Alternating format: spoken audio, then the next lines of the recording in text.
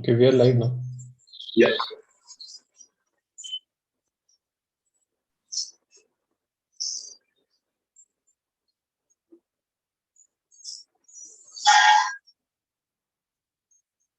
Can you make me the host back? Okay.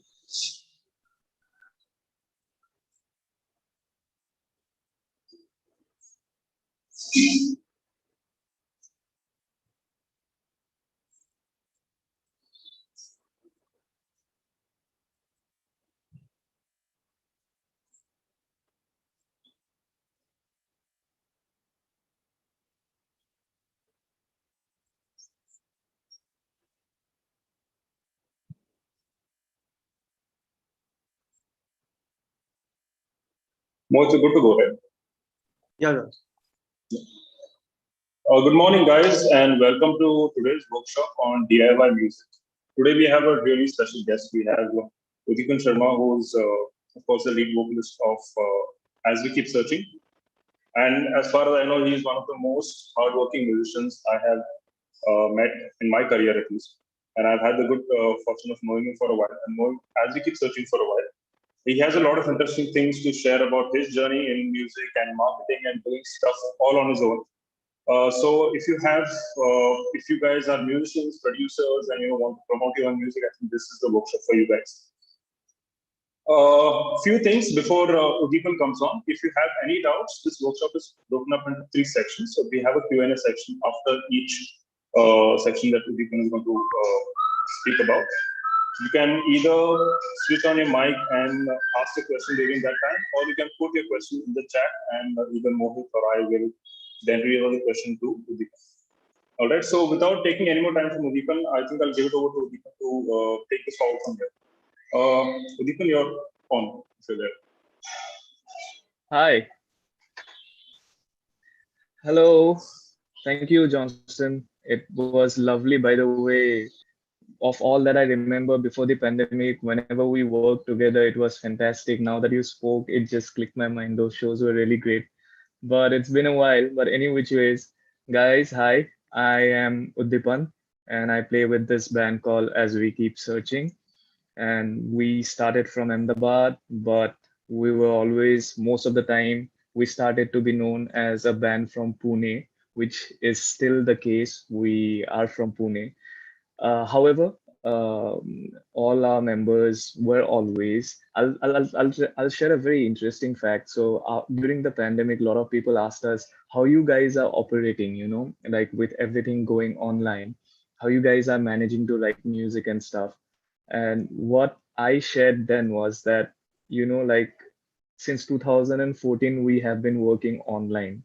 And trust me when I say this, Dropbox was the game for us because me and my other bandmate Shubham, we were based out of Ahmedabad, and then a couple of other boys, Bob and Gautam, they were in Pune. So most of our careers, we were actually making music online, which is fantastic. And when pandemic hit us, we still continued the same process. We never felt like we are getting not to make music often. We were always at writing new music. But that was just a short thing that came to my mind. Otherwise, today we are here to talk about few of my experiences.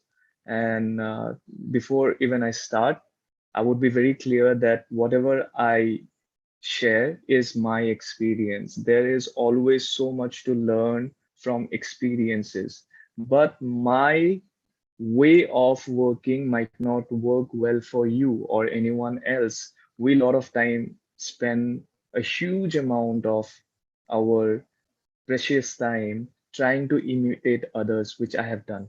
This is very serious topic, which I have done, and I have lost time. It's always good to grasp everything in bits and pieces from all the sources that you can. However, at the end of the game, you have to play your own. So, keeping this in mind, let's start with today's session where we will be having 3 different segments. One would be about recording and arrangement and setting up the basic intention about music.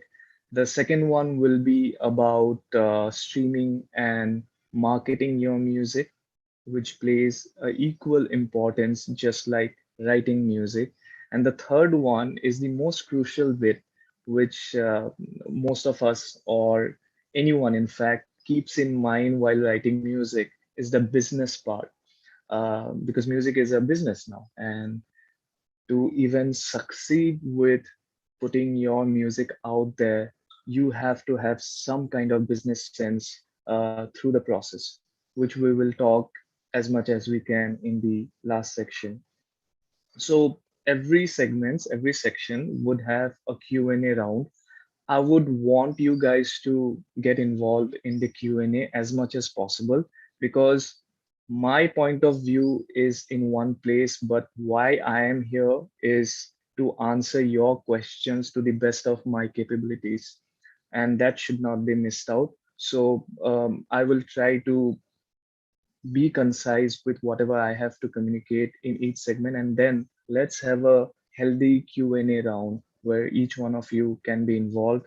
You can chat, you can pick up your raise your hand. I guess some feature is there on Zoom where you get to ask me the question. But any which ways, let's begin. The first one is set the right intention. We pick up the guitar for a reason. And that reason from day one needs to be very, very, very strong. For me, it came really late. All this while I was thinking I wanted to be a rock star. But that was not the case. I wanted to do something else with music. I more than music, I was interested in the business side of music. So all these things came really late. Probably I was not exposed to the music or the so-called people or the community doing music so much or so well as I'm now because of internet, which was not there when I was starting out. That's why probably I was not clear with setting up my intention, but now you have the option of doing your research as much as you can. So I would say spend some time from day one to know. Answers won't be clear through the journey. That's not the point. But the point is that try to explore as you progress in this journey of why you want to do this. No need to have all the answers, but you need to keep asking this so that as you move forward with music as career or hobby or just to ease your mind, whatever, you take the right steps on the go. So trust the gut. Definitely, we might want to pick up the guitar for a lot many reasons, but at the end, it's the gut which helps us to actually pick up. It's just like going to a gym for getting good body, but most of the times we fail. It's exactly the same with music or any art or chemistry or maths. So, and then we need to trust the process. The process is going forward, and it's tough. It's definitely tough because with the amount of competition and everything that has made this modern world function in a certain way, it is tougher.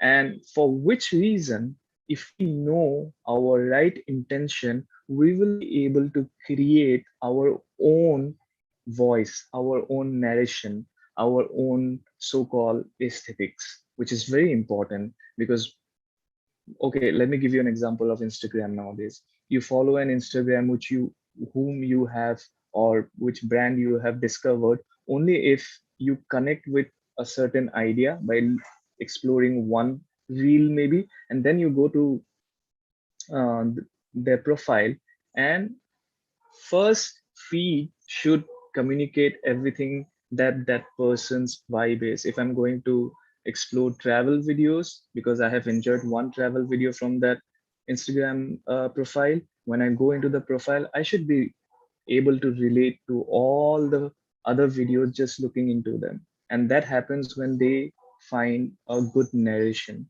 So that is important. Okay, these are the basic stuff that we need to keep in mind, which we tend to forget most of the time. However, now let's move ahead with pre and post production. So I started my career with by running a studio and in Ahmedabad. So I learned everything on YouTube. I did a small basic course in Bangalore after graduation, a 10-day course with an engineer, a local engineer, and it was fantastic. However, I have learned most of my bit from YouTube. I think knowledge is available everywhere. It's just the right intention again to pursue it or grasp it. So, however, I never considered myself as the technical person because those are completely different segment and people need to spend a lot of time into knowing what is pre and post production. I won't go into the detailed bit of technicality, the engineering and whatever it is called. I would be making things, I'll try to make things as easy as possible. What is pre and post production? For me as a musician who writes music, for me pre production is all about layering all my ideas. Now, by layering all my ideas can be like doodling on my notebook, or say making a document with all the information that I need for my idea to gain structure through from the internet, or putting all my idea inside the box, which is the computer. So that's my kind of pre-production where I am, because it's so important to have good communication with your ideas. An idea is only an idea where someone would jump and work with you only if you communicate it well. To be able to communicate your idea well, it's very important to structure it, break it up, arrange it, fix it, and like if you can trash it and restart creating the idea again or sketching the idea again, that would be fantastic because when you are able to trash a lot of your ideas, you are already rich. That's what the process is. We note down, we structure everything, we put everything in one place. And if we are not happy, we should be able to just trash it and restart it. That's a fantastic process. That's like meditating. So that's pre production for me, where I am alone. I'm not working with my band, I'm not working with anyone else, but my ideas are well documented. That's pre production for me. Post production is like being with everyone else, being with the band, then going through the process of recording, going through the process of getting inspired further to restructure or revamping my idea from the pre, and then engineering bit, which is cleaning up the track, music, or whatever I make to professional standards, and so on. That's post production for me. So, how do I do my pre production? And I keep it very, very simple, as I mentioned already. I use don't limit your imagination if you don't know any programming or arrangement of your ideas, because I don't know programming either. I haven't spent time learning production, so-called production. It is not needed. There are so many tools nowadays to get your ideas inside the box, that is the computer. Um, I usually do by my instrument, my instrument which helps me to structure my ideas is my voice. So first tool that I use the most is the voice note. Voice note is all that matters to me, just to record my idea. And even today I communicate. I haven't learned music, so even today I communicate in weird forms of communication like la la la, pa pa pa, da da da. Whatever idea comes to my mind, I would pick up my phone immediately and would just record my note, and I will tag it, I'll name it, and I'll store it in a dedicated folder. File management is definitely very important. So this is another factor. It's easy to record as many ideas as possible, but managing the files well, I have an OCD with it. So that's definitely a positive side of me having an OCD, managing and arranging stuff. I need things clean in my head and in my system and everywhere. My inboxes are always all red. So that's an OCD, but that has helped. That has helped me with file management so that I don't lose out on things. A particular date is immediately given to the voice note. I set up the mood. I would grab up the text and write a text of what the mood was at that particular time, and I would store in the same folder. Most of these voice notes come into life after months and months of revisiting them. So today I would like an idea, I would store it, but immediately the next day I would be like, oh, I can do better than this. I don't delete it then. I come back to it after say 4 or 5 months, and then suddenly I would love it again. So that's cool to me. I find it very, very intimidating, and it has definitely worked for me. However, focus if you don't know programming and you want to do your pre-production while you have an, because I have met a lot of my friends who are, I have the idea in my head, but I don't know how to program. I don't know what to do. In that case, what I have done is I go into loops. There are endless amount of loops which are available on every door, I believe, and or online or services like Splice. They provide you loops. So just think about it, sit on your computer, explore the library that you find online, and download them and just create everything the way you would imagine without limiting yourself to this has to be a verse, this has to be a chorus. Don't think about that. Just layer everything the way you imagine. And I think loops did a lot of wonders for me. It actually made my life easier not to wait for someone to program it for me. I would rather grab a loop from the internet and place it and layer my vocals on top of it. That has helped. So these are pre-production, post-production. Definitely the engineers do most of it. For me, this is the pre-production. My post-production is mostly, if I have to make it a little bit interesting, is about ye acha hai, ye acha nahi hai. That's it. I don't get into the detailing. So whatever my gut tells me, if this is nice, it is nice. If it is not nice, probably you could do many things. The engineer has to look into it, the band has to look into it, but it's all about the gut for me, the post-production. Okay, now recording and arrangement. Keep it very simple, as I mentioned. You don't need to be in a studio to record music. This is 2021, and things have become so easy for you to record any idea immediately the moment you get it. So stick to that norm that we don't need fancy gear, we don't need fancy stuff to record music. I still remember back in the day when I did a recording in my home, I recorded in that eyeball headphone and the microphone in that headphone, which was used for Skype. And it was fantastic experience because because of limitation of not having a microphone, I wanted to record and I recorded it just to clear or say just to bring the recording to a good standard. I explored my capabilities with mixing, how to make it better, how to make it better, and that process just becomes so interesting that you learn a lot of it into it. What would have happened had I just thought that I don't have a microphone and I don't want to learn, like I can't record now? It would have not made me learn something which was feasible at that time doing. I wouldn't have even started. So what I want to say is that recording is very simple process. All you need is the basic computer. Three things are important: the computer, a sound interface. If you are recording your instrument, if you are doing voice, I would any day use my laptop's microphone, like just to put my idea into it. And then you need a digital audio workstation, which is a DAW. So now the software is needed. There are tons of softwares available online.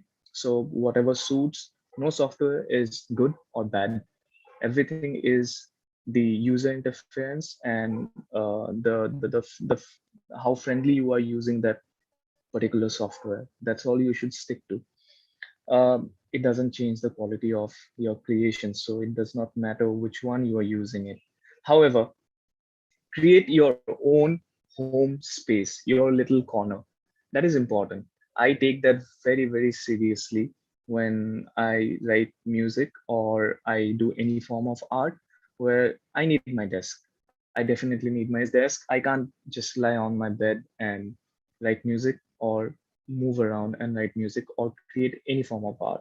For me, my desk, sitting in my desk every day at a certain point of time for a period of time, say 2 hours, 3 hours, is very important. So make your own space together with computer, sound interface, and your dog. I think the space also brings a lot of character to whatever you are creating. So take that point very seriously of having your own space. Okay, now that's the recording bit, and it is important to know few technical aspects of, say, what is the frequency curve. Humans can hear from 20 hertz to 20,000 hertz, and then a little bit of research on, I'll come about this in the arrangement section. However, in the recording bit, a little bit of technicality in terms of what should I record, my resolution should be, and my bit or the depth should be, sampling rate should be. So all these things are very easy. Even if you type what is bit rate on Google, you will find a short description about it, and that should be enough to just know what exactly you are doing and what settings you need to use. Now coming to the arrangement bit, mm, I don't think much of the usual arrangement of intro, verse, bridge, chorus. I even with as we keep searching, the whole band functions in like just progressing. It does not matter if it is called an intro later or a chorus later. It's all about progression. But usually the standard pop song is more about intro, verse, bridge, or chorus again. So you can have your own design of the arrangement. So don't limit yourself to anything standard.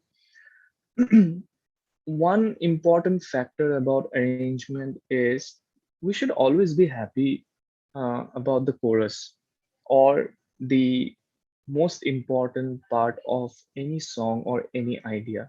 It should be definitely satisfying to us.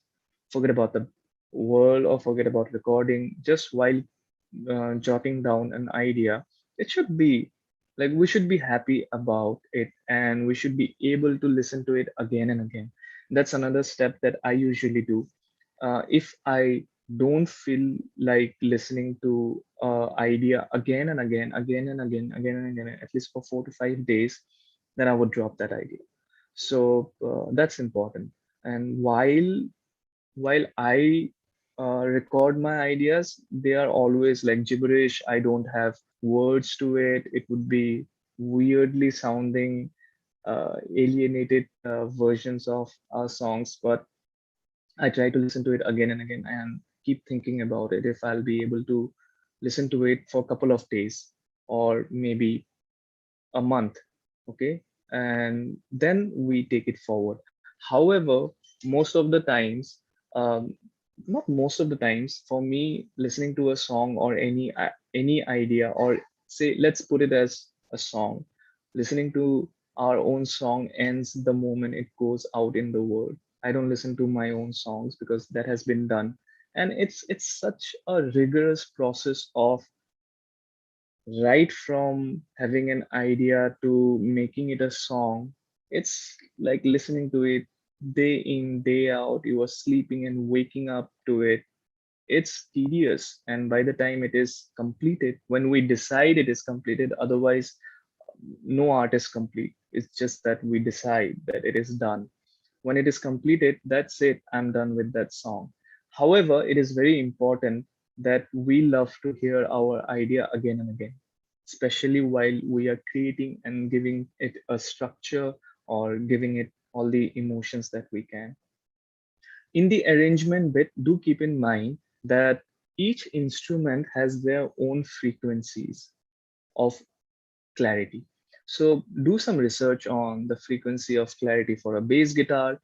While arranging your track, make sure to give everyone their own space. If the bass is hitting a particular note, don't play the same note in the guitar.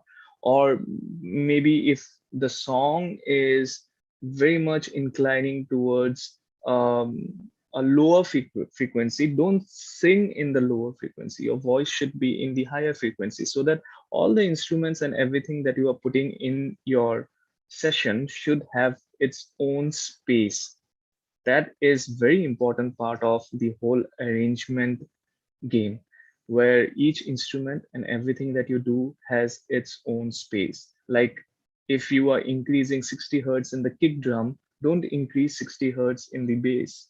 So that's how you multiply, subtract, or give contrast to each other. So that's all about these the first segment, which is setting up the intention right, the pre and post production that I had to share, then the recording and arrangement bit. So we will do a Q&A, and if anyone has anything to ask, please go ahead. Uddipan, there was one question in the chat. Is, like, Yeah. is investing in a recording and music production or mixing studio a good idea for a future basis? Can you come back again? There's a lot of So disturbance. is investing in a recording and a production studio a good idea for the future purposes? There was one question. So it rolls back again to the first pointer that I started this session is to set the intention right, you know. So it all depends on the intention, what I really want to do. If I want to run a business, there is no thinking twice. You have to invest in a very good studio. But if this is about exploring the journey of creating music, then you don't need a great loaded studio at this point of time. Probably you would need it in the future if you intend to make it a full-fledged factory. Otherwise, setting up the intention should have all the answers of should I invest it now or later. However, I still believe that a full-fledged studio is not needed for anyone. Definitely, we have taste. Like a lot of people like sound from one particular say compressor and not the other one. Those are preferences. So according to preferences, definitely one should be, if you can, then definitely upgrade. But a full-fledged studio is not a requirement to make songs. That's what I would say.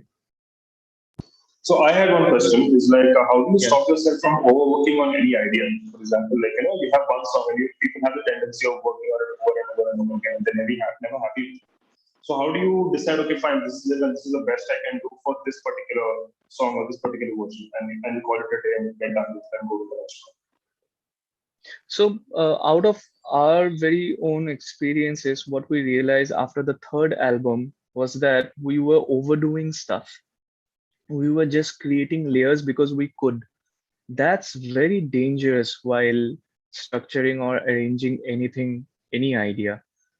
Most of the good production or anything that is more hitting and very clear to us has less in it, so that the emotions project well. So it is important, rather than focusing on what more to add, everybody should focus on what not to add or what to remove so that that synth gets its own space. So that helps of rejecting a lot of layers. Okay, initially we feel like it can have everything, just put it on, like maybe you would have put a synth and then you felt like you need a pad on it or a string on it. You have added it, but later on you have realized that the first two layers that you have added does not make sense, and you will only keep the strings on. So that process is definitely interesting and everybody should do it, but it is important to reduce as much as you can. So once you practice not having much of your stuff into your session, that's when you know that this process is done, because you have reduce everything that you could. Yes. So basically, take a minimalist approach to it. Fine. Yeah, yeah, that always helps. Yeah. So there are another couple of questions. Yeah. One is that as you said, you go through the idea or a song for many days or a month to process it further. Will that be practical? Is what the question is. Again, it comes to the same intention of why we are doing it. Like, I'm not doing it for Instagram reel, so I'm doing to make a song which has a story, and I need to tell that story really well, so it is time taking. But if I'm writing something just for 30 seconds of Instagram reel, then probably months and months of experiment does not even make sense. Then it is like a 2 hours kind of a job. So knowing the intention of why am I doing it and where this idea would go, or what story I am trying to tell, would give the answers of how much time I need to spend on that. Okay. There's another question. It's like, how do you deal with writer's block when writing lyrics or trying to finish a song? Um, I don't know how to answer about writer's block. What I would say is that we are just we feel like we have a block when we are trying too hard on something and it is not coming out well.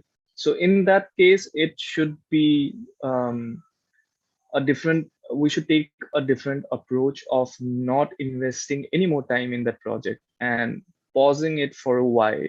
Probably do everything else other than music, and that has worked for me. I go on a ride, I skip that project, I listen to some music that I have not heard, or I would explore and watch just the TV and spend my day not thinking about music at all.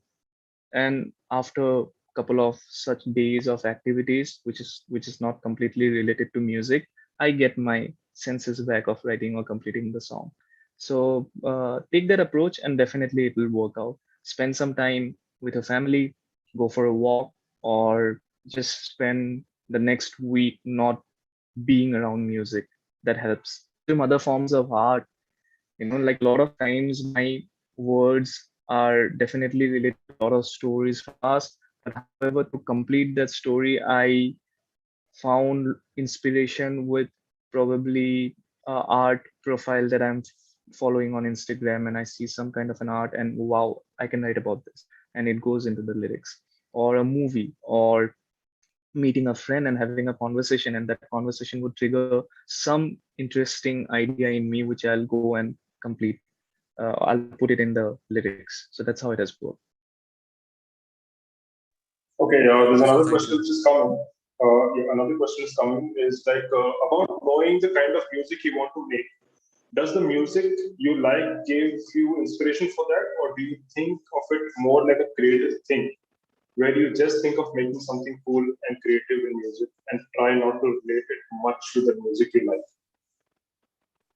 See, So it's a once we are little bit. making once we are making any form of art, it is cool to us. There is no other thought about, oh, this is cool, this is not cool. This is cool to us because we are creating it. So if you are creating any form of art, don't relate it to what has been standardized as cool or uncool by others. It is cool to us. That's why we are writing in the first place. And then um, don't think about in terms of where or it would be relatable or not relatable. It's about learning the process.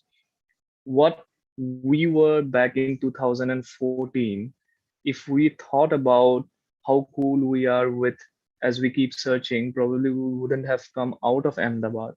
We just wanted to release it. A lot of critics told us this does not sound well, this does not look well, but that's okay. That's the process. Once you release it, you first of all, the so-called mental block of if it is cool, uncool, relatable, times have changed, if I'll fit in and all, everything will go off the moment you release it. So after you release it, having the whole, again, it everything circles back to my first pointer, which is the mindset.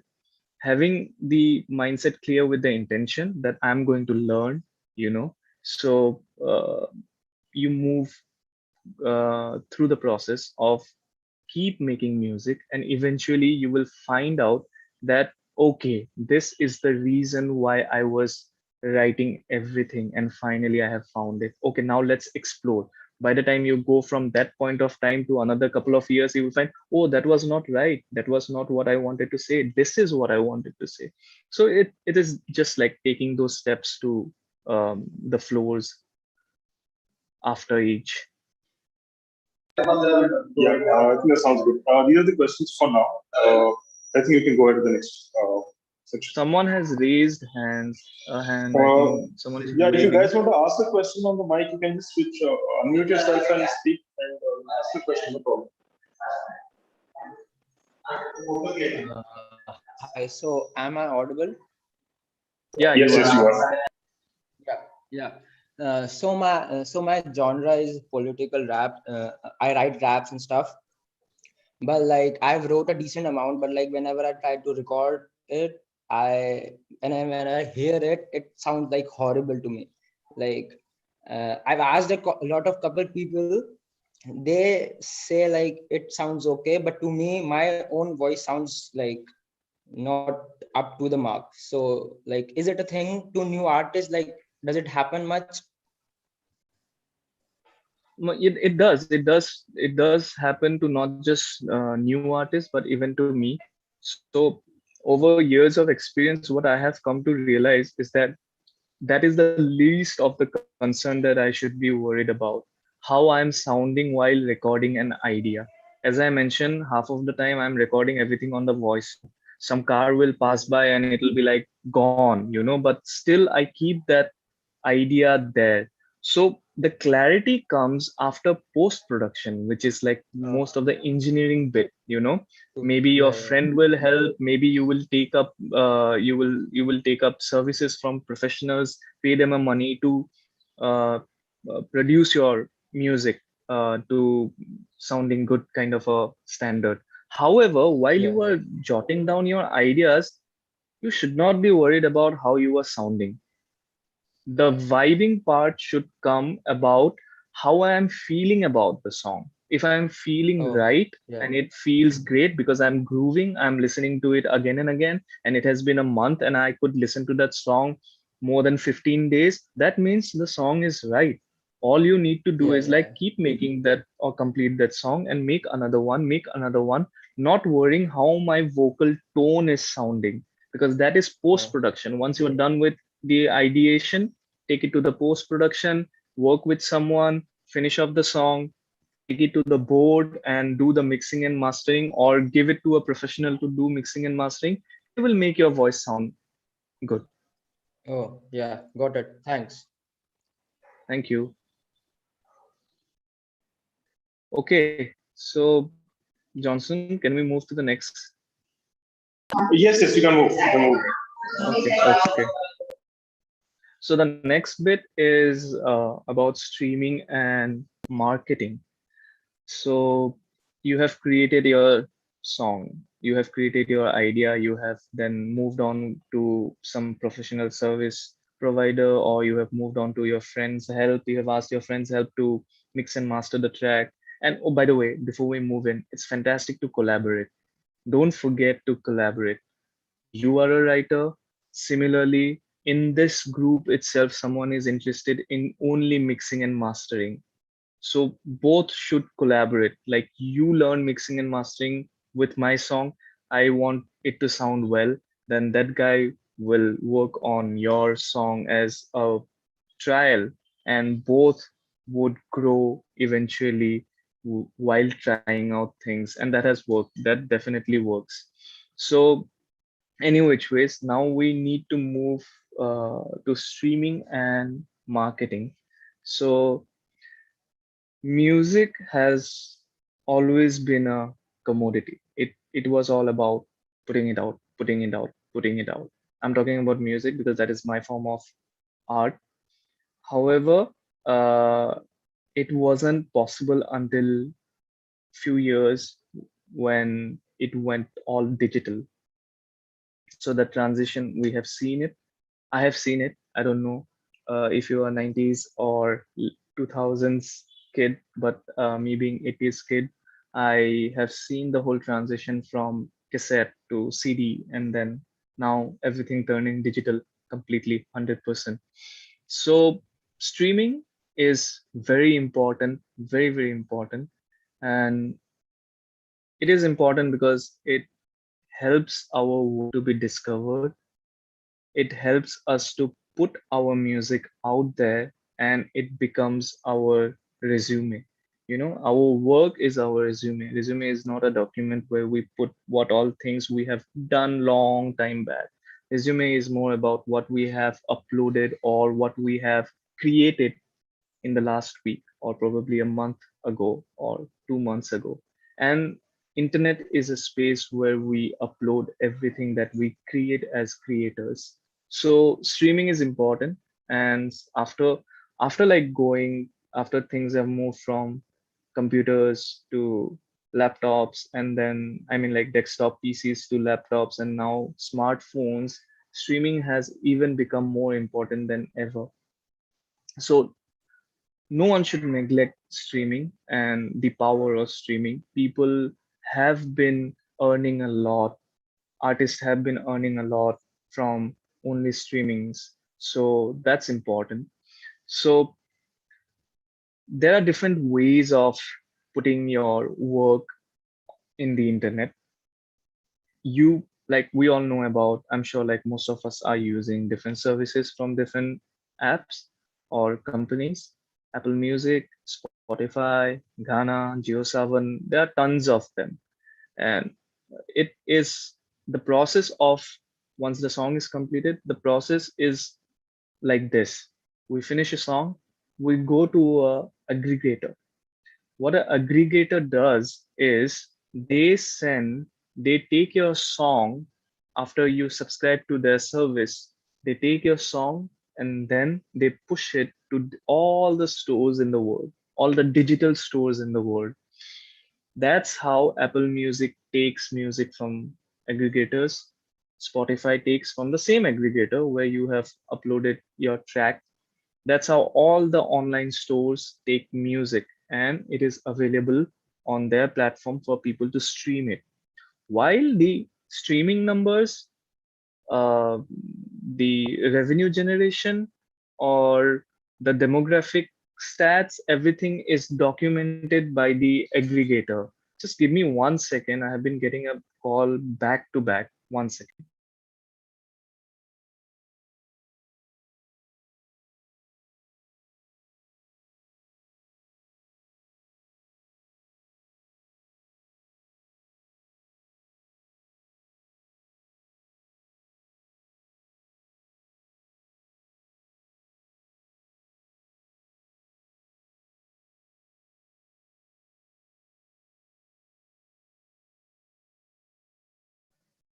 Sorry about that.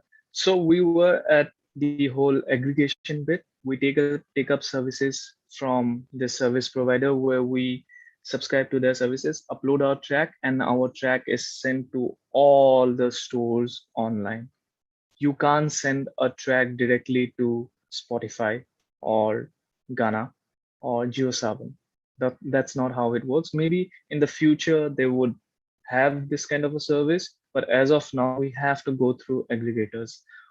Who are these aggregators? They are like, again, just like online stores, there are millions of them who aggregate songs. Few names are Believe Music, Orchard, CD Baby, um, DistroKid. So these Horus Music, these are aggregators where you can upload your track and it will be sent across to all the platforms. That's how you put your music online. This is the process. Now, preparing your music for the marketplace is very important. As I mentioned earlier, while we were talking about the recording section, is that we need to have a basic knowledge of what the resolution and the bitrate is. Like initially, when we were playing things on a compact disc, then the standard of any audio file was to be rendered in wave format, and it should be 44.1 kilohertz and 16 bit. That's when a CD plays a track into your CD player or car. However, now because things have moved completely online, 48 kilohertz and 24-bit is also recognized as acceptable. So I think after Zia, we started rendering, after our second album, we started rendering everything, our final masters as 48 and 24. So that is acceptable. So you can render in 48 and 24 now. Mastering and mixing are not the same. This is a lot of times considered to be mixing, mastering, like just finish off with mixing and mastering. Those are not same at all. They are like lot of detailed knowledge which goes into understanding mixing and mastering. However, make sure to compare your track before making it ready for the marketplace. By marketplace, I mean Spotify, Apple Music, Ghana, or everything else. You need to make sure that your track meets the standard of um, every place, and standard can be found out once you compare your track back to back. What I used to do is place my audio master track and say I have downloaded Coldplay's audio and then play back to back. Can I hear some similarity in the volume?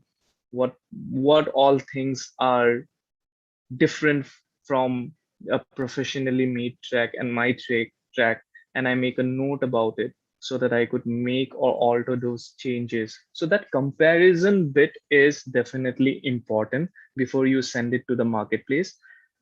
Why it is important is because once you send it through an aggregator to all the stores online, it is not always very easy to make changes to that.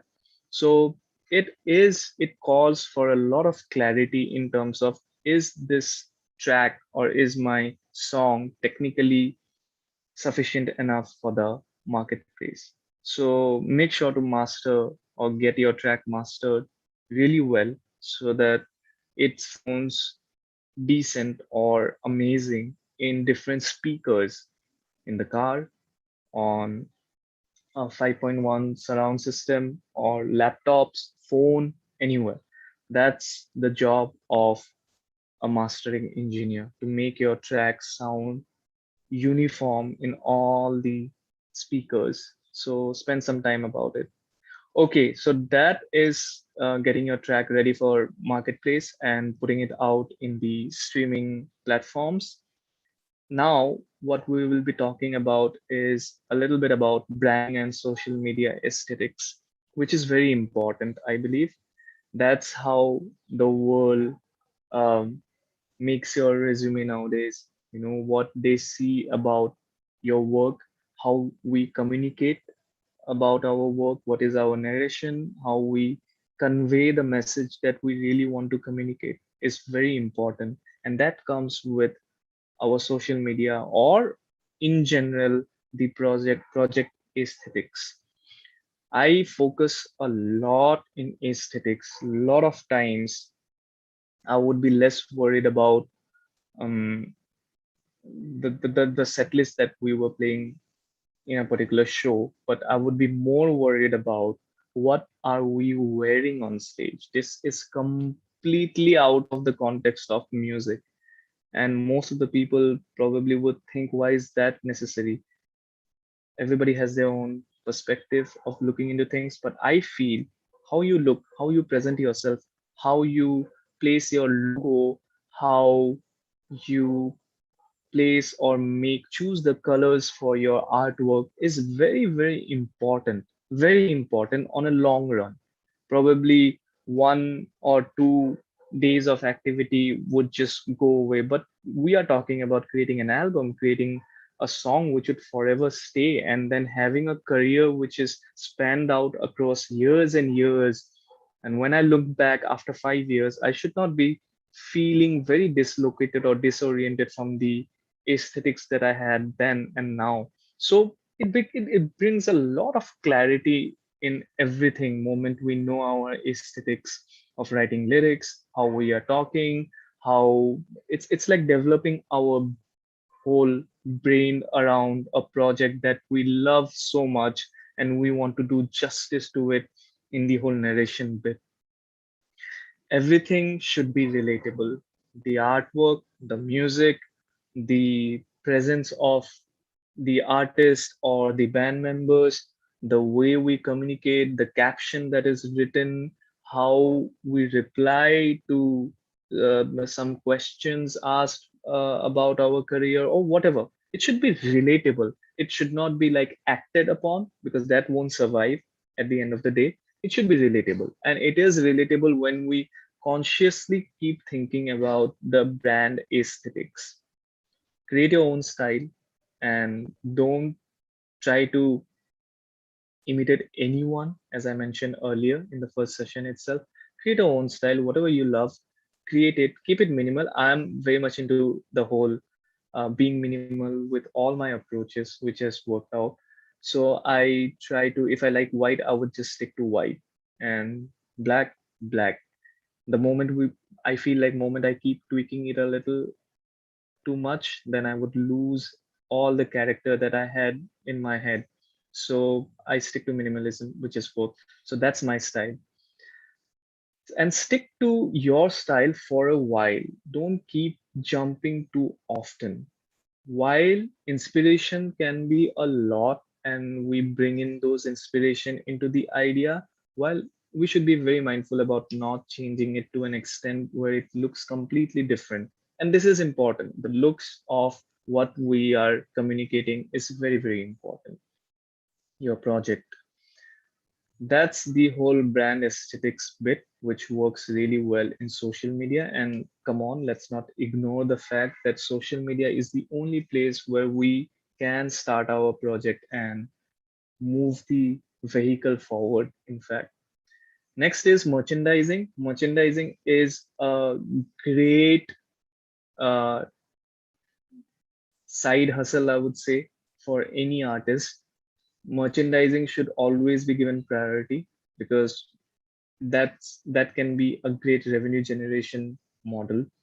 And when we think about merchandise, we only think about t-shirts. That should not be the case. Think about the pen that you are probably using now. If you love that, create something that you love with your brand, your project, your artist's name, and make it your merchandise. Maybe you like the tote bag, so create tote bag and make it your merchandise. While we focus on music, and once the music is out there, you have distributed it, it is out there in all the streaming platforms, you have some time left to think about the merchandising bit. So now you can spend your time into designing your own cool little cute merchandises, which you can definitely sell and make some money. So yeah, that's the segment about streaming and marketing. And I brought merchandising under marketing because that's how you are also branding your project. That's how people would wear your t-shirt, or people would drink coffee in your mug, which carries your logo or the artist name or the art that you wanted to communicate with. That's branding. That's like having your advertising bit sorted for without you being there, which is important. So yeah, that's streaming and marketing. Now we can take some questions on this segment. There's a question from Aditya. What do you think about the importance of press coverage, like getting featured in blogs like Rolling Stones and other articles, news articles, blogs?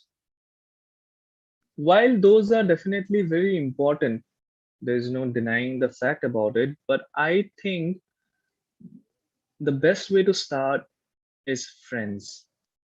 And there is no stronger community than your own friend circle. If your friend circle supports you initially, you don't need Rolling Stones or any other blogs. If they are not writing about it, I would be the person who would create my own blog and I will write about my music and then share it with my friends that this is something that I have made and this is what I wanted to communicate, and ask my friends to talk about it with their friends and then whole circle about it. So don't get discouraged if you are not featured in different blogs while starting out. And it's difficult for all the blogs and magazines to cover everyone. And considering the workload and so many arts already like being in the waiting list piling up. So it's difficult for them as well. But that should not be the reason for us to stop. We should be doing and finding our means of communication constantly.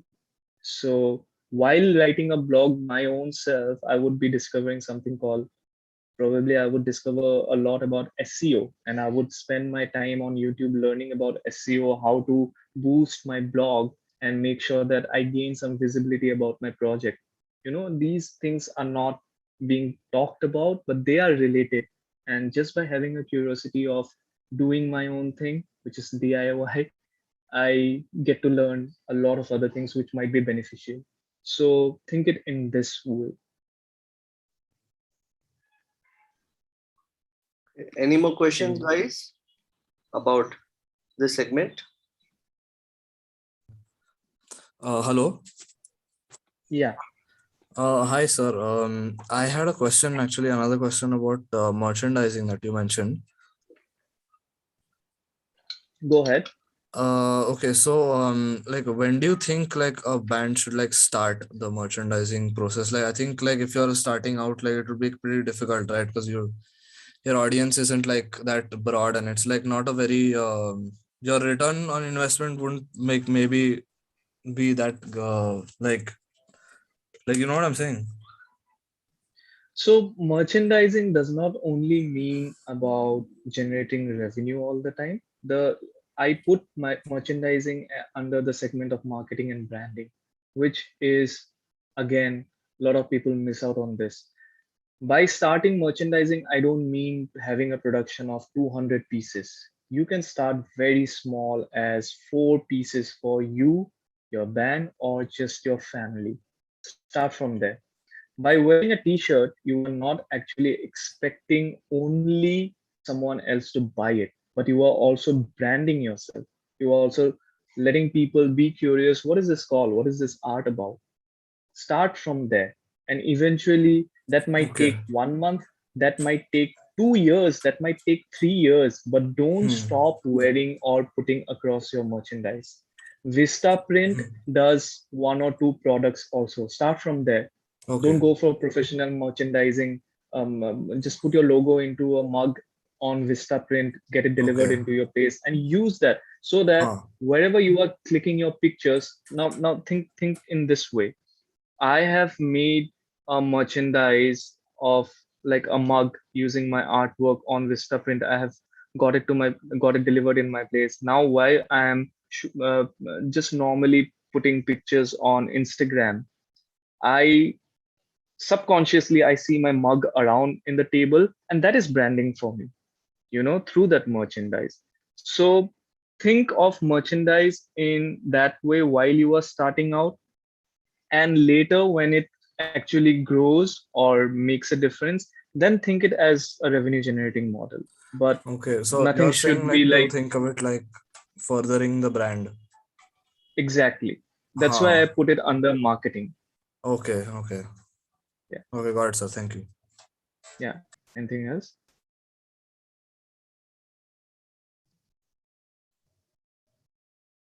I guess we can move on to the next segment.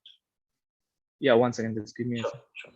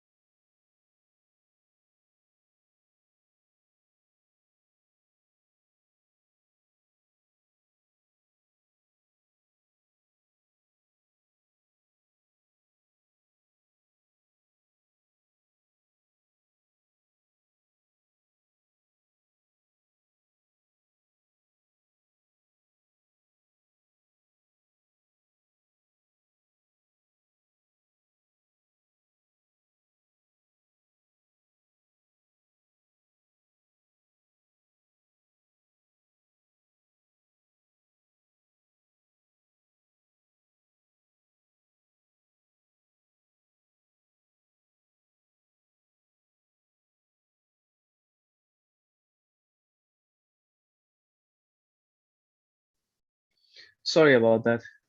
Okay, so the last segment, which is music business and surviving as a DIY artist. We all start as DIY artists, everyone does, and it's a fantastic experience. For me, even today, I am a DIY artist. I have to do everything on my own, not rely on anyone. Nobody is interested in you until unless you are interested in yourself. Nobody would be buying your merchandise until unless you are actually wearing your own merchandise. So that's how a DIY artist thinks. So talking about, I'll talk about some serious topics here, which is the current state of independent music industry in India or the world. I don't know about the world. However, in India, after the pandemic, lot has changed. Lot has changed. People have moved out of their so-called operating cities, gone back home. um, People have stopped making music. It's quite a depressing phase for everyone to shut doors because the business is down, nothing is happening, no one has a clue of what's going to happen next. So independent music industry has changed, and it will eventually change further a lot. How we were probably attending music festivals back in 2019 won't be the same case. So people are adapting to it. So whatever insight or experiences that we had until 2019, it might not work out now. So the whole point of being flexible and being open to newer ideas is far more important at this point of time, because that would help to just nestle around newer avenues of so-called music industry or independent music industry. Being independent is the most fun bit once you don't have much of the load in terms of someone dictating or directing you.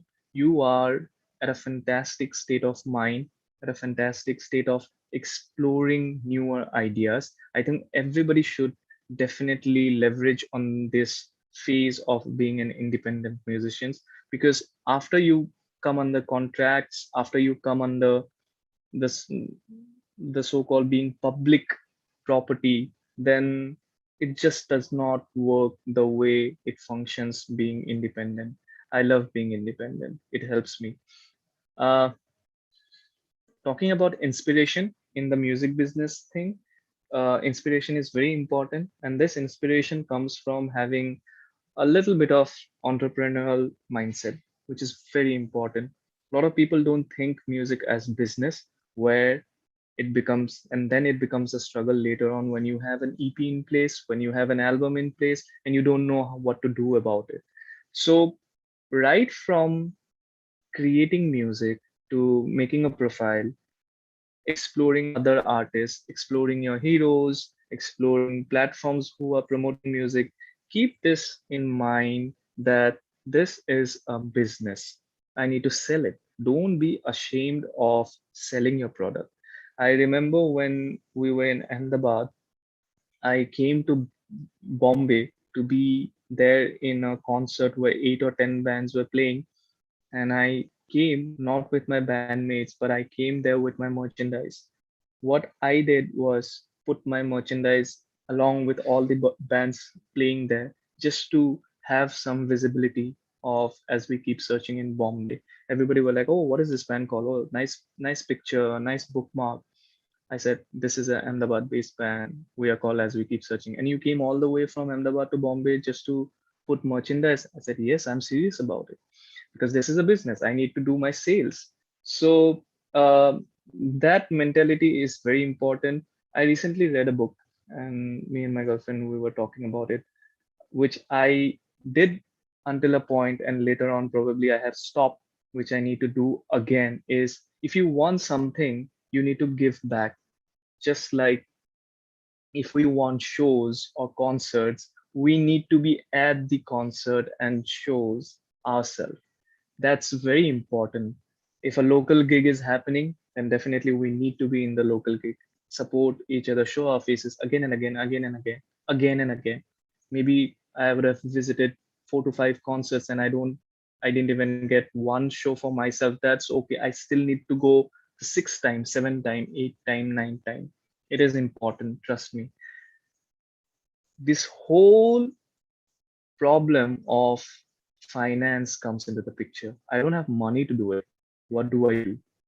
That's where the trouble is. So it's tough. Everybody has their own personal limitations. I respect that. Everybody respects that. And it is difficult for sure. But any and every business only gives you return once you put money into it. That's how the system works. That's how even music works. We need to put money into it. That money does not have to be just like cash. It can be your energy, time, and everything. But at a certain point, it is also about the capital, which is buying a website, buying space so the on Dropbox so that you can operate, buying, investing in merchandise, and also investing in branding and promotions. These are investments that everybody has to do. That's the hard truth. There is no way running against it. We have to find a way to support our business initially. Only then it will give us returns, only then it will grow. So we find that money from our friends, our family, or we continue doing our day job, or anything from wherever that capital comes. It is important. And I would be very straightforward with this, that we need capital to make our music career a career. Otherwise, it becomes a hobby, which is fantastic. Again, coming back to the first pointer, which is like knowing why am I doing this and what is my intention. So if it is a hobby, fantastic, let's continue doing it. But if we want to play shows for a living, then we need to go beyond our capabilities to generate some investment into the project. So that's like having the whole entrepreneurial mindset. Setting goals and building a plan is very important, because without being a little having a clarity of where am I going, what I want to achieve, it can be just as like, oh, I found this band's music video amazing, I want to make a music video like that. That can be also a goal, but these goals should be definitely documented well, so that you can reflect on them often. I do that. I have a folder on my notes where it is called As We Keep Searching. Similarly, I have goals for my personal life, my solo project, or whatever. So, under As We Keep Searching, I have set different goals of what I want to achieve.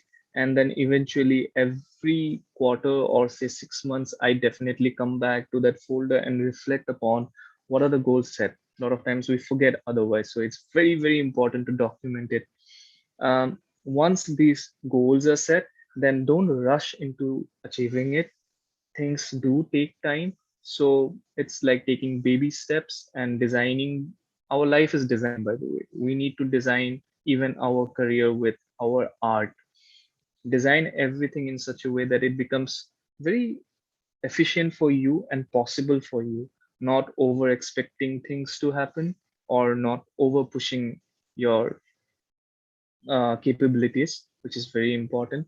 So I quite resonate to this quote, which says that don't work more than you live. So let's not make our art as a work which we are doing more than we are living. Living is very important more than anything else. But however, set goals and definitely build a plan towards it. It's great to write down. I have started this practice quite late, and I'm enjoying at this point of time is to write as much as I can. It helps me with a lot of clarity. So do start writing and sketching your career, the whole goals and everything. It's fun. It's a fun practice.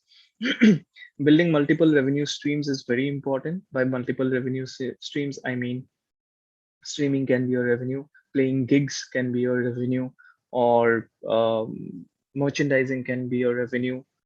Then what else can be a revenue? Yeah, these are basics to start with. I'm sure people end up starting companies after becoming artists, which is again like everything is relatable. So building multiple revenue streams is important because not one stream can earn you a living out of music, especially when we are starting out. So brands, working with brands, collaborating with different artists is also a revenue generating medium. So all these things matter. The next one is more about bookings and playing live. For us, as we keep searching, our biggest chunk of revenue comes from live music, which is completely shut for the last 2 years. However, when we were doing it, we were taking this conscious effort of making sure to know where we want to play, when do we want to go on tour, how do we want to place our cities in different places. And while I was managing the band for a longest time now, there's a team to it. And while I was doing it, it was not thinking, I never thought about the business bit alone. It was just fun to design, okay, from Bombay to Pune, I'll go like this. And then we can probably go to Bangalore. It's just sketching out in the map of India. That's how the idea started, and eventually it shaped up well. I'm really grateful about it. However, bookings are important. Don't be ashamed of sending cold emails to as many people as you can. Keep sending emails. They might not respond now because, again, everybody has their own limitation of time, efforts, and energy. So let's not be complaining about the fact that someone has not replied. It's really difficult for them as well, who is responsible to book artists for a venue. So, but there's no problem of trying to get in touch with them again and again. That's okay. Not spamming like say every day you are sending 2 or 3 message. No, but give them space, plan it well, set up your goal and the process and the steps well, and then don't give up. That's all it matters. Find ways to not be a disturbance, but at the same time find ways to be visible. That's important. So yeah, I think these are the points of how you can start with just the starting bit. Music business and surviving as a DIY artist is completely intense. However, these basic pointers would help you to start your music journey or your career with any form of art. So, yeah, that's about music business. So, any questions you have, you can probably now ask me questions from all the segments that you want. There's one question in the chat. There is question: say, how do you prevent burnout when working hard at a band or in the music business? Burning out is it's not relatable to me. So I feel stressed. I don't burn out because I love what I'm doing. So I like going into the system and spending time with my laptop, writing music, listening to music. So there's no point of burning out for me. So I don't know how it feels because even if I have a bad day, I still feel like going to my desk and planning, spending time sketching things. So I do take different measures to pause from continuously doing one particular task. Everybody should definitely not invest their whole and every time, energy, and effort into one particular task for a very prolonged time. Human brain is not designed to work in that sense. Human brain is designed with work, leisure, sleep, good amount of sleep, the mental clarity, spending time in the nature, and everything else. So if we segregate how our brain and body should function, then I think there is no burnout. Yeah, I think that answers the question. There's someone who's picked his hand. Ujjwal, you can ask him. Switch on your microphone. Good afternoon, sir. Good afternoon, Sir, Ujjwal. my question was, how did the song Avatar came together? Like from the beginning itself, like how did you guys collaborated together and like came across this idea? So most of the time, the idea sparked because of human connection. Uh, no, I hardly think anyone would start with an idea of a song and then look for whom to collaborate with. It's the human connection. We feel very good about a particular person, their style of music, and then we start exploring. So exactly that happened with Avatar, where we loved everything that Shanku is doing, and similarly he had a mutual respect for us. So it just started with the process of saying hi, hello, what's up, how is life, how are things going on, like good to connect. That's it. After that it just flows. There's no process to it because these things can be different to different people who are collaborating and working together. uh, we shared tracks. He got back to us with some demos, and eventually it is all about working online, putting things into the box. I call it a box, the computer, and then finishing our project. And sir, who came up with the lyrics actually? Lyrics and the music in the chorus part. So music is completely as we keep searching. However, the lyrics is Shankuraj. Because the music feels like there is no space, empty space. Everything is all filled actually. It's like very beautiful, Yeah. like very inspiring. So that is our style of music, which we follow, which we have been sticking to. So, and Shanku felt like his voice would do justice to this music. So he laid his voice. It just fit in well. It gelled, and we went ahead with completion of the song. Thank you, sir.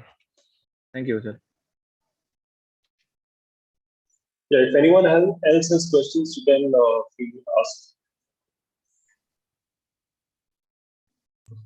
Hello. Yeah, Aditya. Hi, sorry, it's me again. I had another. I've noticed a trend, like when we're looking for gigs and stuff. That like bands that write songs in Hindi are like more preferred over bands like our bands that write songs in English. Do you think that's like true, or do you think that's just in my head? I don't think that is language has ever been a limitation. First of all, and a lot of English bands are also bands or artists are doing great in India. They're even doing better than a band or artist who does music in Hindi. It's just that probably we have this doubt, probably because we are not exploring the market well in terms of what the English or English language is doing, and these are connected in a very different level. If we are following a scene where we have like 4 or 5 Hindi, I'm talking about bands in general because that's naturally what comes to me. So if we are following 4 Hindi bands and we are following one English band, that means we are following the wrong audience or wrong system of following Hindi while I am doing things in English. I should probably not follow anyone who is doing Hindi and follow everything that is happening in English. Then we know where those acts are playing, what are they doing, which agency they are working with, which who is helping them to get shows. So it's about investing your time and energy in the right thing.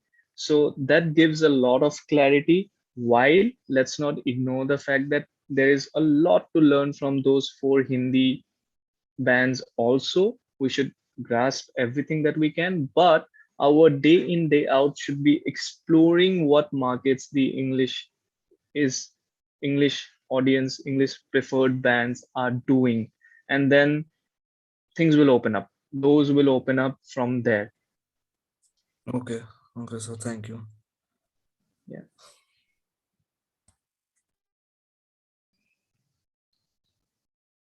Yeah, Anything Uddipan, I else? had a quick question. So Yeah. I remember sometime back you used to, you had done a couple of tours around like a few independent. I forgot the name of the tour that you had. I think you done 2 or 3 editions of it. So in general, like, can you share some insights upon how do you plan a tour and regarding the regarding the money aspects and booking tickets and how do you travel? Do you take a train or take a flight or you drive down? How do you put all this stuff in, in the catalog and try to plan all of it out basically? So I believe most of the people available here are like in the phase of starting out, right, Johnson? Yes, they are most starting. Okay. So I would talk how we were when we were starting out, because how we plan tours now is completely different than how we used to do it. How we plan tours now might not even make sense to anyone here. So how we started back in 2014 to plan a tour. So Ahmedabad was, again, a lot of things have worked in our careers is because we had a lot of limitations. So one of the other limitations was that Ahmedabad didn't have any venue to play live music. So that pushed us to think, how do we go out and play music? I'm not sure if our steps would work in today's time, but this is how we did it. We thought of going out of Ahmedabad. We packed everything and we went to all these cities. We found out friends where we could crash. We found out best possible ways of traveling to that city. Most of the time, we were saving money by taking bus. We have even taken 24 hours bus ride from Ahmedabad to Bangalore to play a show. So, and then 24 hours to come back. So we explored what best we could afford and what best we could do to be available in that city so that we could play a free show and make ourselves heard. That's how we planned our first tour. No venue would say no if we say, as a new starting out act, definitely our music has to be some kind of stage where venues accept it, because at the end of the day, we don't have venues, we have F&B places, and they have regular visits. Like people out there come to dine and have a good time. So the music has to make sense for their audience. So, but however, our step as an artist is not to think so much. Our step is to make us available in a particular city for 4 days, 5 days. Okay, how we do it is all under personal circumstances and how we plan out things. Be available and say that, okay, guys, visit to the venue and talk to the manager or artist or the guy who programs it, and mention that we are here for 4 to 5 days. Please give us a slot to play. We won't charge anything. It becomes easy. And it is very important to not look it as a tour where we will earn any money. We need to prove ourselves that our music is good, we are good on stage, we we are promising, we can definitely deliver a great show, we can entertain everyone who is available there. So that's an investment again. Now a lot of people would definitely consider this as like, why should we play for free, why should we do this? As I mentioned in the business bit, every business starts with an investment. It doesn't have to be only capital. It's about using your brain also in terms of how you're marketing it. So I thought, let's go play all these shows. Let's not charge anything from anyone. If someone gives us, definitely we are grateful. But if someone says that, okay, I can give you a slot, that's it. And food, let's do that. And this is not the scene only in India or our localities. It's also globally, it is the same. Arctic monkeys have slept in venues because they don't have any money to afford a hotel room or anything. They would travel, reach the venue early, sleep and play a show and go to the next venue. So people have done this, and this is how it should be. Maybe we have, with the modern times of technology and how things look so fancy around, we have lost touch with the ground level hustle, which is important to make a tour happen. The first tour happen. It takes a lot of strength. So that's how we did it, by the way. We went to all these places, stayed there for 4 to 5 days, made sure that we are there. We want to play a show. We have a 45-minute set ready.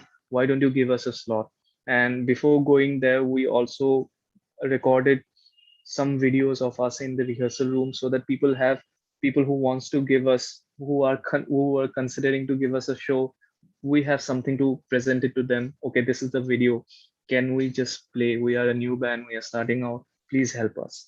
So that's how we built a tour, by staying in all these different cities for 4 to 5 days a week, and then going there on ground, requesting people to give us a show and mention it like we have traveled all the way from Pune and we want to play a show. Please help us.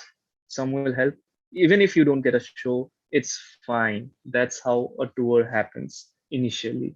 And I am 100% sure if you are there and if you have done these activities, you would definitely connect with someone or the other who would help you in your next tour. Yeah, Jones. Okay. Yeah. So there are a few more questions. We'll go one by one. Yeah.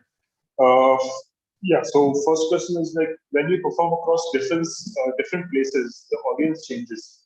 So do you recommend doing little changes or stick to the originality as an artist? How do you tackle these differences? Packaging is important. So, especially when we are making our original music, we stick to what we make, and it is good to communicate it to the people who are programming you or calling you for a show that we play original music, and this is what our sound is. However, being a little flexible with adapting to the environment where you are playing is very important, to change few things here and there if you can. So for us, we play with a click track. That has been how we have been functioning. So now, after all these years of experience, we have different versions of our songs. We see, okay, today's audience looks like this. Let's take that version where it's more upbeat. People are like, I can interact with them more. Our sets are always designed prior to playing a show, which is important. That's when you decide what kind of changes you will make, because you are analyzing everything about that environment where you are playing. So if you are flexible with some changes, please do it, because at the end of the day, it's all about entertainment, and you won't be entertained if the audience is not entertained. Let's be honest, it's not the music that is wrong. Maybe it's the time that they and the environment which may not call for our style of music, so we give them something which they could relate at that point of time. So that flexibility is very important. Great. The next question is, while starting out, did you have covers as a part of the set or only originals? I still don't know how to play any cover, to be very honest. So I didn't spend any time learning any songs. While I can definitely sing some of them, because initially it was all about Backstreet Boys and Sync and stuff like those. But as a band, we never spent time in covering a song, so we don't know how to play covers. We have stuck to original music, but what we do is, sometimes if the audience is not interactive enough, then I change my lyrics and I make it like la la la ha ha ha, so that people can also sing it with me. So that's how, because at the end of the day, those 60 minutes should be entertaining for both of us, like the audience and us as a band. So those changes we make so that it becomes easy for people to grasp what we are trying to communicate and participate. But we have not done any covers. But if you can do something which people relate to, which people can sing along, please, playing cover songs is not a problem. Yeah. So the next question, Neil is asking, how do you decide to charge for a gig? Like, how do you decide how much you charge for a gig? That thing comes with time on its own. Start from zero, and then it comes with your experience, what all you have built, how many albums you have released, what aesthetics you have built, what kind of a fan following is it that you have. uh, yeah, so initially while starting out, think that you are in the whole zero value. Now, keep doing everything that is needed to be done, And eventually, with time, when you are through with playing, say, 4 to 5 or 10 shows, you know what the industry is offering to other bands or other artists. Then you design your fee. Okay, I would definitely charge this much because now I have 100 people who are constantly coming. That's when you should set your price, not until and unless you actually reach that stage. And then So it's eventually it just keeps on growing, eventually if your career is moving forward, then you keep on incrementing it as you progress. that's nice. Well, I had a couple of questions as well. Like, I believe you and as you keep searching has pretty much played every festival that this country has to offer, at least close to all the festivals. So, like, how do you approach these festivals? Because it's not as easy to just get a gig, get a festival slot. So, how was your approach there? So a lot of times people don't realize this is that no one should approach a festival. We should work hard for a festival to approach us. That's how it works. The more we Okay. write to any festival, they would be like, they would definitely not reply until and unless they find your music fitting into their programming or the calendar or whatever they are doing. So our job is not to expect a slot in the festival. We should reverse engineer this. Our job is to have a following who might buy tickets to that festival. Why would someone give us a show if it's a ticketed event? They would expect some kind of ticket sales. And while your music needs to fit into the whole programming bit, that is important, but in a festival or any big event there is always a scope of your music or your sound to be fit in different place. But what matters is how much have you worked hard for a year to have a fan following who would probably come for you to that festival.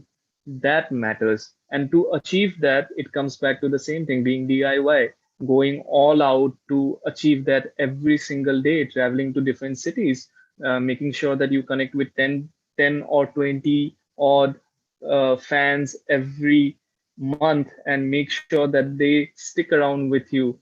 Ask them why and make them your what you call super fans and talk to them often. This is the demo that we are making. How do you feel about it? And design your music, your art along with them, and make sure that over a year or a 2 years time you have 100 people who would eventually come to your shows, and that's when a festival will reach out to you. Great. Another question from myself. Like, I remember, when you had come to Heart for the first time, I think it's the first time we met. You actually came up to me and explained to me what kind of a sound your band has, and how do you want to approach and how do you want to sound on the field. I think so. Can you stress on how important that is? I mean, because when you start off, you might not be traveling with your engineer and you might not have all those luxuries. So, like, how to make sure that you are consistent sounding throughout whatever shows you are different venues. So, having that. Can you explain more about that aspect of touring as well? So definitely, how you sound in an outdoor event depends a lot in the venue, the sound, the engineer, and so many other factors. But however, the whole sound bit also comes under the topic of aesthetics.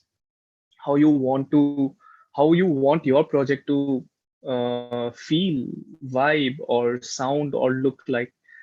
For which we work in our home to create that sound, to make sure that we achieve something closer to what we have in our head. However, it is not possible to be 100% sure of what we have achieved is right, because it would be again then tested on the field performing. That's when you realize that, oh, I need to change this, I need to change that. So it's a step by step process of multiple times failing to finally achieve a sound. However, it is important to know and have a little bit of clarity how the act should sound. If the clarity is just about we are two guitarists, pan his guitar to the left, pan my guitar to the right, even that is enough. Just to be conscious about that small details about the band or the act is important. and everybody should start from there. Eventually, with experience, playing in a club, playing in a open air, playing in a very small stage, you get to get these pointers where, okay, in that space we sound a bit like this because 10 of our super fans who were there watching us, they told us, because we have a community with them, close community, very private, but they told us with all these things that we need to take care. So we take it back to our home. We make the changes with whatever is accessible to us first, like our gear, our guitar, our sound console, and everything. Then we communicate that to our engineer, who is probably not our engineer, but venue engineer, that please, we had an experience like this from the past. Can you look into it? That's it. That is enough for us. We don't need to know how we will be sounding in our initial days at all. Great. So, if any of you guys have any questions, you can quickly put in, or else we can wrap it up. Anyone has any other questions? Any other Great. questions, guys? Yeah. I can definitely answer a couple of them if they have. You just need to open up and ask. So, I mean, I've been kind of course, the first time I saw, as you keep searching, was when I mixed a gig at high school exam. Back then, I think when you guys started your sound was very new to the whole UBC. And, it was so, the reason why I asked you the previous question is because we came up, I remember very vividly that you came up and said, what, I sing, but my voice does not need to be right up front. It has to be with the music. So that was, I think, for me, it was something new. So because generally when you have a vocalist, you put things up front and then make sure the lyrics are clear. But you categorically said, it's all a part of the music. So just make sure it's in that distance. So I think a couple of pointers that way goes a long way to understanding what the outcome should be. That is because, that was because we got our intention very right, that our vocals was not a vocal, but more of a layer while writing our music. So again, it takes me back to the first pointer that I mentioned, is about intention of why, how, setting up all the thoughts and structuring them well. We always knew that the vocals were more about being a layer in the song. So we communicated exactly the same thing to you. And I'm glad that I could be a little very critical about it, because that worked out well. And likewise, if you remember even today, that's fantastic, Johnston. Thank you.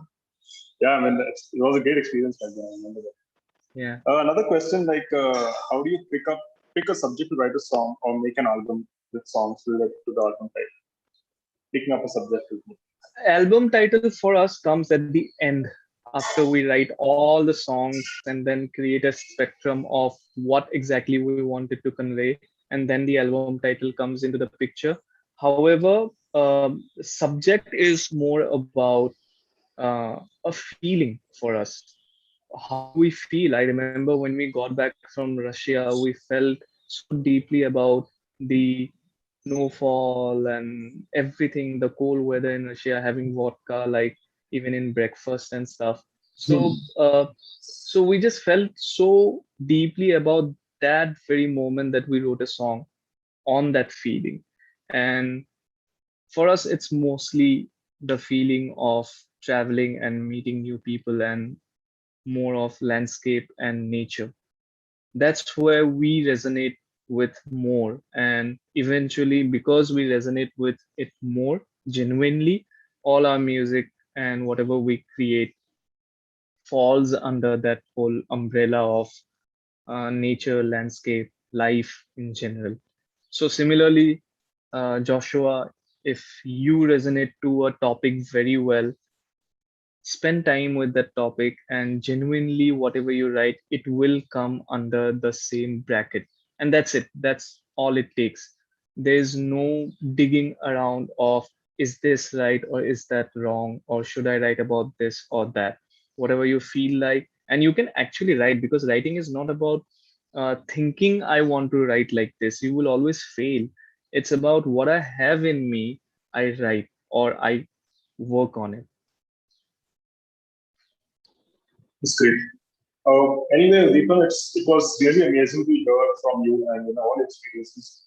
And I believe if you can do it and you can take the effort of going out there and getting the music out to people and making sure people hear it and giving it that care and that love, I believe everyone has learned something from you. Because I myself have got a lot of insight from your journey. Thanks a lot. Thanks a lot for spending time with us. And we hope to do this again and maybe learn more stuff from you. Sure, I'm really grateful. Thank you for inviting me, and it was a lovely session. So many of you turned up, and I'm sure like I could do some justice in terms of sharing my tips and experiences with everyone.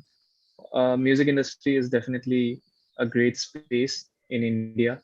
Everybody should explore, and there is no limitation as such to putting out your music nowadays with the developing technology and everything that has come so handy to us. So keep exploring. The exploring bit is definitely interesting than just creating.